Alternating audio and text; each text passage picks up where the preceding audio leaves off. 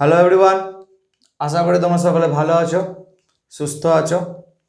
আজকে আমরা পলিটিক্যাল সায়েন্সের আর একটা খুব গুরুত্বপূর্ণ বিষয় নিয়ে আলোচনা করব, যেটা বর্তমানে খুব চর্চায় আছে, তোমরা হয়তো শুনেছো। সেটা হলো শ্যাডো ক্যাবিনেট। কি বলেছে? Shadow cabinet. ঠিক আছে, খুব গুরুত্বপূর্ণ টপিক। আমরা এটা নিয়ে বিস্তারিত আলোচনা করব খুব কম সময়ের মধ্যে। ঠিক আছে, শ্যাডো ক্যাবিনেটকে বাংলায় আমরা বলি ছায়ামন্ত্রী পরিষদ। ঠিক আছে, ছায়ামন্ত্রী পরিষদ। শ্যাডো ক্যাবিনেটের এখানে কি কি ঘটনা ঘটে? প্রথমে আমরা দেখবো শ্যাডো ক্যাবিনেট হচ্ছে কোন দেশের ধারণা। এটা হচ্ছে ব্রিটেনের ধারণা। ঠিক আছে, শ্যাডো ক্যাবিনেট হচ্ছে কোন দেশের ধারণা? এটা হচ্ছে ব্রিটেনের ওয়েস্টমিনস্টার যেটা মডেল আছে তার ধারণা। ঠিক আছে, ভারতে শ্যাডো ক্যাবিনেট লোকসভায় ব্যবহৃত হয়নি। লোকসভাতে শ্যাডো ক্যাবিনেট ব্যবহৃত হয় না। ঠিক আছে, কিন্তু বিভিন্ন রাজ্যের বিধানসভাতে শ্যাডো ক্যাবিনেটের ব্যবহার হয়েছে।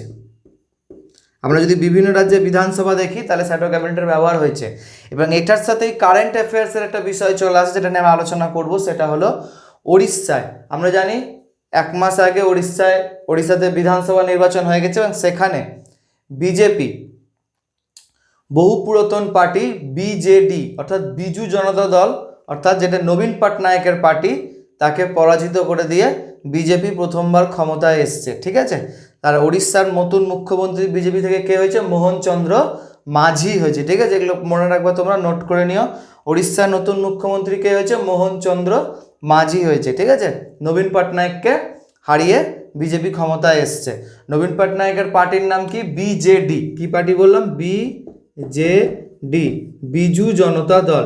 নবীন পটনায়কের বাবার নাম হচ্ছে কে? বিজু পটনায়ক ছিল, একজন পাইলট ছিল। ঠিক আছে, খুব গুরুত্বপূর্ণ ব্যাপার। তোমরা যদি জেনে থাকো যে 1947-এর পর যখন কাওয়াইলি অ্যাটাক হয়েছিল পাকিস্তানে, ঠিক আছে, তখন ভারতীয় সেনাকে কাশ্মীরে নিয়ে যাওয়ার জন্য যে পাইলট ছিল সে কে ছিল? বিজু পটনায়কই ছিল। এবং ইন্দোনেশিয়ার প্রধানমন্ত্রীকে আনার, রাষ্ট্রপতিকে আনার জন্য যে কাজ করেছিল সে করেছিল কে? বিজু। ভারতে নিয়ে আসার কাজও কে করেছিল? বিজু পটনায়ক করেছিল। তো সেটা এখানকার টপিক না, আমি শুধু বলে দিলাম তোমাদেরকে মনে করানোর জন্য যে ওর বাবা বিজু পটনায়কের নামে কি হয়েছে? বিজু জনতা দল। ঠিক আছে, তো কোন রাজ্য শ্যাডো ক্যাবিনেট করার ঘোষণা করেছে? ওড়িশা করেছে। ঠিক আছে, ওড়িশায় কি বলেছে নবীন পটনায়ক? আচ্ছা, প্রথমে আমরা দেখে নিই শ্যাডো ক্যাবিনেট কি।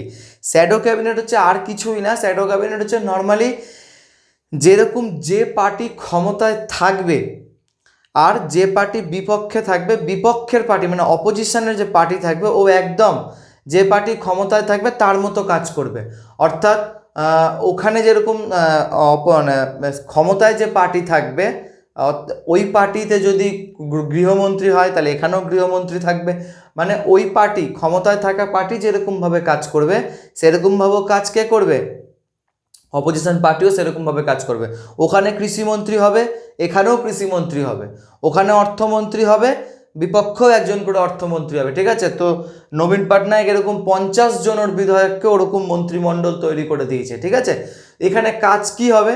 বা যে ক্ষমতায় আছে সে পার্টি বাজেট পেশ করবে, এই পার্টিও একটা বাজেট নিজের তৈরি করবে। এখানে কি দেখা যাবে যে অপোজিশনে মানে যে মেন পার্টি যে ক্ষমতায় থাকবে সে পার্টি কি হবে? একটু দেখে শুনে কাজ করবে, যাতে জনতার সামনে যাতে চলে যাবে যে কোনটা ঠিক। এই যেরকম কোনো এডুকেশন বিল নিয়ে আসবে, তখন অপোজিশনে যে পার্টির যে শিক্ষামন্ত্রী হবে ওও একটা এডুকেশন বিল কনসেপ্ট তৈরি করে রাখবে। ঠিক আছে, এটাতে চেক অ্যান্ড ব্যালেন্সের একটা পরিস্থিতি তৈরি হবে, যে ক্ষমতায় থাকা সরকারকে নিয়ন্ত্রিত করা যাতে নিজের মন মর্জিতে কোনো কাজ না করতে পারে।